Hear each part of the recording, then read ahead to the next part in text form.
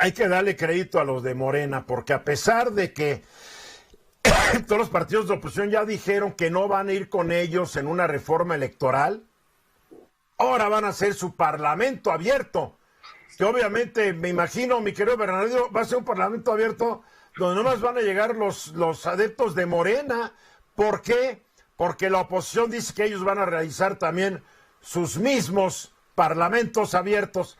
Es como si tuviéramos 2, 3 cámaras de diputados. Esto es ridículo. Demasiado, Eduardo, y sobre todo, ¿sabes qué? Déjame decirte algo, los parlamentos abiertos desde mi punto de vista no sirven en lo absoluto, porque estoy de acuerdo ellos, contigo, de nada. Yo también no sirven de nada, y digo, yo lo he vivido en experiencia propia también, en alguna ocasión estuve por ahí, y al final, pues, lo que tú aportas, lo que tú dices, y esto es en materia, porque ya se va a abrir la discusión respecto a la reforma electoral, tú lo que aportas y dices, pues al final ni te toman en cuenta, ¿no? Y hacen lo que ellos quieren, ¿no? Los legisladores. Es una farsa. Es una farsa legislativa para que el pueblo bueno, se crea que tenemos un Congreso que toma en cuenta la opinión de los expertos y de los no expertos. Pues no, eso creo que no es así, Eduardo, porque al final, pues sí, te toman en consideración tu opinión, pero ni siquiera aparecen tus créditos ahí que has contribuido a una reforma, a una propuesta, etcétera. Lo cual quiere decir que no tomaron en cuenta tu opinión. Por eso te lo digo, o sea, al final del día no te toman en cuenta en absoluto. Entonces, pues esto ya está dándose, se está abriendo ahí ya el Parlamento, en este caso la realización del Parlamento abierto, dicen que van a ir los expertos, etcétera, se estarán escuchando pues varios expertos seguramente que sean invitados en ese entorno, en ese momento. Esto es a partir del 26 de julio al 25 de agosto, un mes van a estar discutiendo sobre el tema de la reforma electoral. Los temas que dicen ellos al final del día son en el sistema electoral, van a hablar acerca del sistema electoral, van a hablar de las instituciones electorales, van a hablar del sistema de partidos y de la inclusión y de la diversidad, por supuesto dentro de toda la participación de los ciudadanos. Sin duda, pues en el tema de las instituciones electorales, una de las grandes propuestas es justamente un reajuste a 2 instituciones electorales, que es el Instituto Nacional Electoral y el Tribunal Electoral del Poder Judicial de la Federación.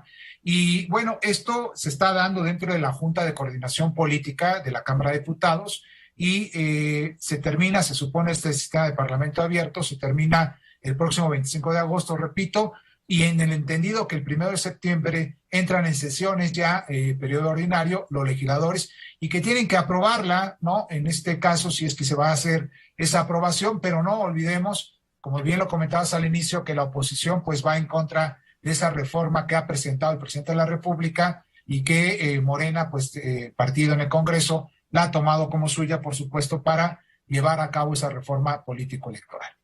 Habrá que ver qué hacen los del PRI, porque como se están peleando entre ellos, dándose patadas arriba y debajo de la mesa, no sabemos qué va a pasar, ¿no? Porque de repente puede haber unos priistas que decidan que Morena es el camino de la luz verdadera, ¿no?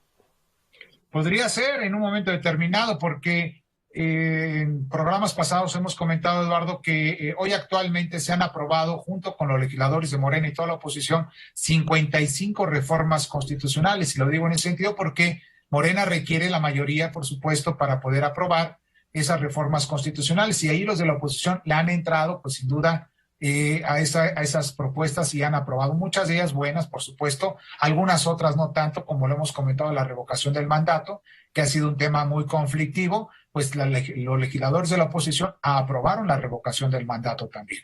Entonces, pues no sé para qué se van un mes si muy prácticamente ya están las propuestas por ahí ya dadas.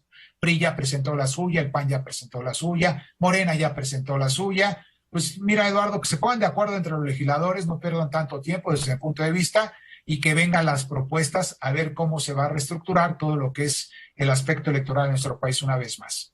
¿Cuál es la fecha límite para que se aprueben cambios a la ley electoral antes de la elección del año 2024? 3 meses antes, Eduardo, tendrá que ser en este periodo ordinario de sesiones, en el siguiente que es de febrero a abril, y tendrá que ser en ese periodo. Ya después ya no, porque iniciaría el proceso electoral, son 3 meses antes de que inicie el proceso electoral. Y no, pero ya está hablando del proceso, el de 2024. Por eso es que el proceso electoral de 2024 se inicia en 2023, septiembre de 2023, la organización de las elecciones. Entonces, cuéntale 3 meses para atrás de septiembre, pues es en el periodo ordinario máximo, abril del próximo año se tiene que aprobar esa reforma electoral, si es que así va a ser. Ojalá no se apruebe, porque la verdad, la que manda el presidente es acabar con la incipiente democracia mexicana. Venus Rey. Sí, y fíjate que cuando organizan este tipo de parlamentos abiertos, la verdad es que son parlamentos de aplausos, perdón que se los diga a los de Morena, pero a eso van. Y si los de la oposición organizan sus propios parlamentos como ya están manejándolo, pues también se convierten en foros donde se pierde toda objetividad y van a ser foros para pegarle a estas propuestas. Entonces, la verdad es una pérdida de tiempo. Pérdida de tiempo y de dinero, porque cuesta dinerito organizar estas. A ver, Juan, tú eres un experto en la industria de la construcción. Una pregunta. ¿Alguna vez a ti te han invitado a un foro abierto para hablar del problema de la construcción y todo lo que implica? No. No, mira, realmente, déjame, digamos, remitirme al tema electoral. A mí me queda claro que tenemos un sistema electoral muy bueno, muy eficiente, que puede tener fallas y es perfectible, no tengo la menor duda, pero creo que los procesos recientes, y hablo de los últimos 20 años, han sido realmente dignos de aplaudirse. Tenemos un sistema de credencialización tal que hoy una credencial del INE vale más que una cédula profesional para identificarse en cualquier lado. Por ejemplo, para cambiar un cheque, etcétera. Es decir, hay certeza atrás de la credencial y de los procesos. Creo que el cambio tiene que ver con un deseo de regresar al esquema de que Gobernación controle todo y terminemos con un proceso ciudadano que se inició precisamente a partir de la elección de Carlos Salinas y Cuauhtémoc Cárdenas, que todo el mundo criticó porque la organizó Gobernación y se les cayó el sistema. Así de fácil. Sí, Venus.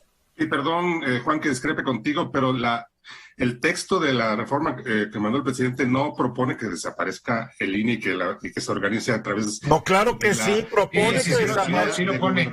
Perdóname, Venus, sí propone la desaparición del INE y la creación de otro organismo. Sí, pero no conformar solo un organismo electoral para las encuestas, para las nacional. consultas y las elecciones, pero no propone que vuelva a la Secretaría de Gobernación, ¿eh? Eso no lo sabemos, pero él lo ha dejado entrever, mi querido Venus. Sí. Es que tú no ves las mañaneras. No, hombre, claro que las veo. Estás dormido mientras el presidente predica. No, hombre. Sí, fue un proceso muy largo desde el 88, porque antes la Secretaría de Gobernación se encargaba de organizar las elecciones, calificarlas en un cierto aspecto, y después fue cuando se empieza a crear en 1990 el Instituto Federal Electoral, ¿no? Aquí el presidente desestima un instituto que cuando ganó el PAN, ganó el PAN. Cuando ganó el PRI, ganó el PRI. Cuando ganó Morena, ganó Morena. O sea, que nada satisface a lo que fue el PRD y después fue Morena. Porque hasta sus triunfos desestimaban todo, pero se quedaban con la boleta de que el INE les daba que habían ganado, ¿o no? Sí, justamente es eso, Eduardo. Y ahí es donde pues empieza a crear toda esta formación institucional, pero tomando en consideración que el IFE, hoy INE, es un órgano autónomo constitucional, que es muy importante, completamente separado del gobierno. Por eso se crea este nuevo Instituto Nacional Electoral. Pero en fin, ahí viene el Parlamento abierto, Eduardo, vamos a ver qué es lo que pasa en estos días, ¿no? Bueno, tú velo, yo no voy a perder mi tiempo viendo esta payasada, esta farsa organizada por el Poder Legislativo.